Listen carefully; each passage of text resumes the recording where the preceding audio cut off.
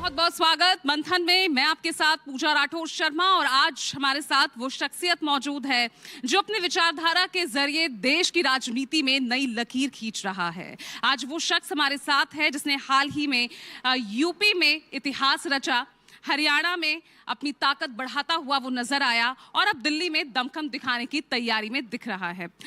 दलित मुद्दों से आगे बढ़ते हुए आज अल्पसंख्यक, युवा, महिला उत्पीड़न जैसे मुद्दों को आगे बढ़ाता हुआ सड़क से संसद तक उनकी आवाज उठा रहा है।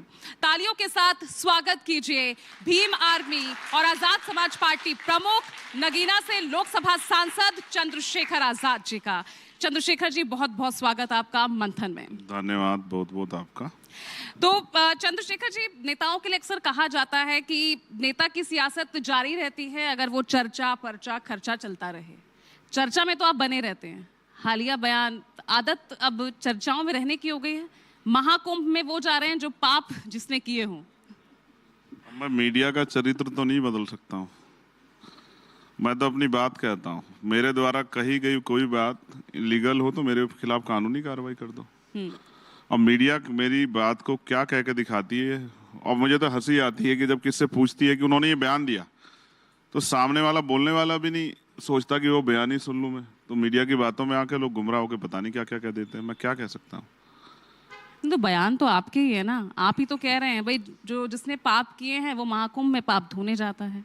अगर आप इसको स्टडी करोगे या कोई भी स्टडी कर ले तो कुंभ की मान्यता यही है कि वहां इस तिथियों में अमृत वर्षा होती है, और अमृत वर्षा होती तो इसकी मान्यता यह है कि वहां जाके आपके पाप धुलते हैं। मैंने क्या गलत कहा? एक काम करते हैं, और मेरी बात को तो शंकराचार्य जी ने बिल्कुल कहा कि बिल्कुल सही बयान दिया चंद्रशेखर ने। और अगर मेरा बयान गलत है तो मुझे सही बयान बता दो किसका है।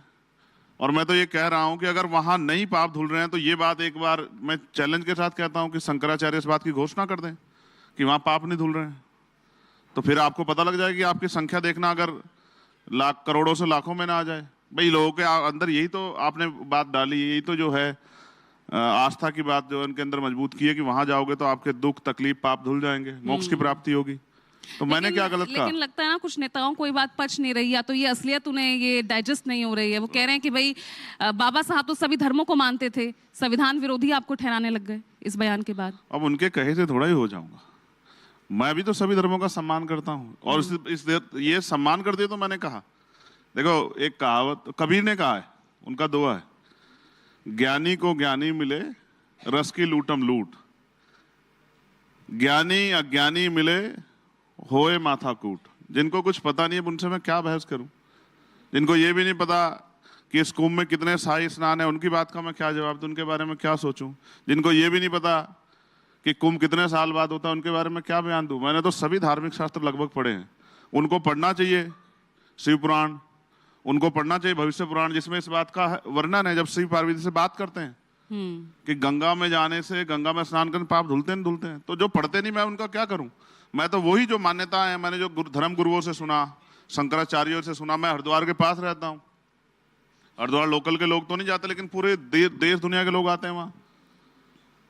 तो मैं क्या कह सकता हूं? मैंने तो अपनी बात कही, और मैं पढ़ा लिखा व्यक्ति हूं।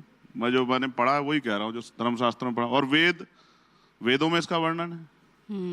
तो मैंने क्या गलत कहा? अब किसी को परेशानी होती तो होती रहे, और मैं उसकी जिम्मेदारी तो नहीं लेता। मैं तो अपना काम कर रहा हूँ। चलिए, बिल्कुल एक पढ़ा लिखा नेता, जबकि संविधान के आर्टिकल 51 में जहां हम जिनको मौलिक कर्तव्य कहते हैं, उसमें वैज्ञानिक दृष्टिकोण को बढ़ावा दिया गया है। कहा गया है कि वैज्ञानिक दृष्टिकोण को मजबूत करना है, अंधविश्वास, पाखंडवाद को छोड़ना है। फिर भी मैं कहा, मैं तो सच बात कह रहा हूँ कि भाई अगर आपने ये नियम बनाए हैं, आपने अगर ये उदाहरण दिए हैं, तो मैं वही बात तो कह रहा हूँ। तो आज मैं आपको चैलेंज कर रहा हूँ, आज मेरा बयान चला देना। जो ये कहता हो कि वहां पाप नहीं धुलते, फिर मैं उसके बयान पे जवाब दूंगा। और मैं तो चाहता हूँ शंकराचार्य इस बात की घोषणा कर देंगे, पाप नहीं धुलते, तो फिर देखूंगा कि जनता वहां काम छोड़ के जाएगी नहीं जाएगी। चलिए, ये मान्यता है, तभी लोग जा रहे हैं। चलिए ठीक है, फिर चर्चा में रहने के लिए एक और बयान आपको पॉपुलर हो जाएगा।